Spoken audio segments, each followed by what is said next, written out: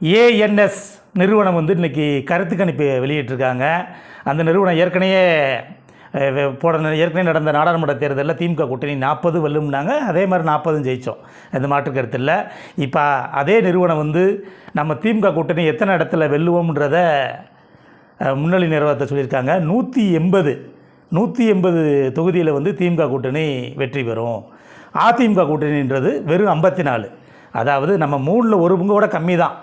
ஏன்னா 3ல் 1 பங்குனா கூட அவங்க 60 இடம் வந்திருக்கணும். அதை கூட கம்மி தான். 54, 234 தொகுதியில். அதாவது மண்டல ரீதியாக வந்து பிரித்து புள்ளி விவரத்தோடு சொல்கிறாங்க. அதாவது மேற்கு மண்டலம் மொத்த தொகுதி வந்து 58. அதில் வந்து திமுக கூட்டணி 42, அதிமுக கூட்டணி 16. மத்திய மண்டலம் மொத்த தொகுதி 37. அதில் நம்ம திமுக கூட்டணி 35, அதிமுக கூட்டணி வெறும் 2 இடத்துல மாத்திரம் முன்னிலையில் இருக்காங்க. மேற்கு மண்டலம் அதாவது மொத்த தொகுதி 50. அதில் நம்ம 32, அவங்க 18. வடக்கு மண்டலம் மொத்த தொகுதி வந்து 52. அதில் நம்ம 35 தொகுதியில் முன்னிலையில் இருக்கோம், அவங்க 17. சென்னை மண்டலம், அதாவது இதில் தான் அவங்களுக்கு பெரிய அதிர்ச்சியாக இருக்கும். சென்னை மண்டலத்தில் வந்து மொத்த தொகுதி 37. அதில் 36 தொகுதியில் திமுக கூட்டணி வெற்றி பெறும் இருக்காங்க முன்னிலையில். அவங்க அதிமுக கூட்டணி ஒரு இடம், அந்த ஒரு இடம் எப்படி வந்துச்சுன்னு தெரியல.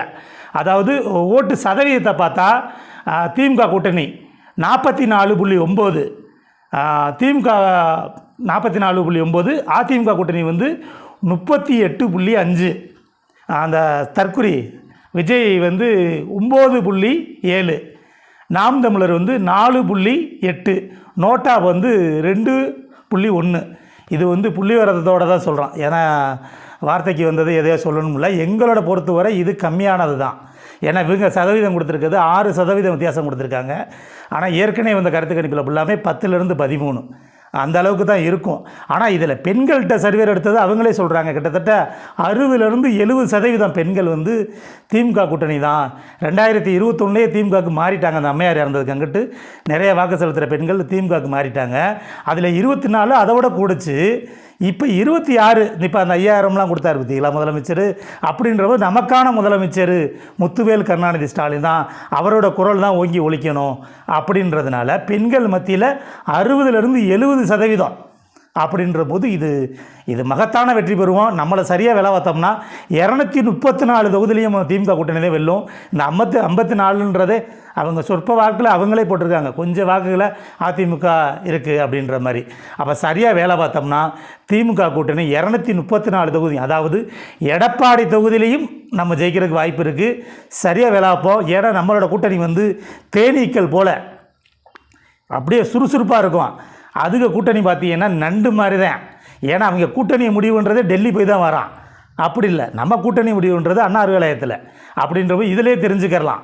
இன்றைக்கி வேறு வழி இல்லாமல் எடப்பாடி வந்து இன்றைக்கி அதிமுக அலுவலகத்துக்கெல்லாம் வர சொல்லி இங்கே கையெழுத்து போடுற மாதிரி பண்ணிக்கிறோம்னு சொல்லி ஒரு இதை கோரிக்கை வச்சுருக்காரே தவிர அவங்க அடிமை தான். என்றைக்கு அது மக்களுக்கே தெரிய ஆரம்பிச்சிருச்சு. நிச்சயம் திமுக கூட்டணி 180ன்னு இவங்க கொடுத்துருக்காங்க. 234 தொகுதியும் வென்று வரலாற்று வெற்றியை பெற போகிறோம். இது மக்களுக்கான வெற்றி, நமக்கான வெற்றி, கட்சி தொண்டலுக்கான வெற்றி. முத்துவேல் கருணாநிதி என்ற ஸ்டாலின் என்ற நான் அந்த குரல் கூடிய சீக்கிரமே ஒலிக்க போகுது. இந்த தேர்தலுக்கு இன்னும் 1 மாதம் தான் இருக்குது. இன்றைக்கி 23, அடுத்த 23லாம் தேர்தல் நேரம் நெருக்கி வாக்கு சதவீதத்தை சொல்லிக்கிட்டு இருப்பாங்க. நெருக்கி முடிஞ்சிருக்கும்.